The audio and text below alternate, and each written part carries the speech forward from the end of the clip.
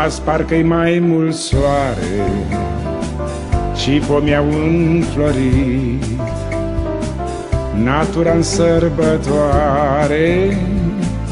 cu flori s-a împodobit. E primăvară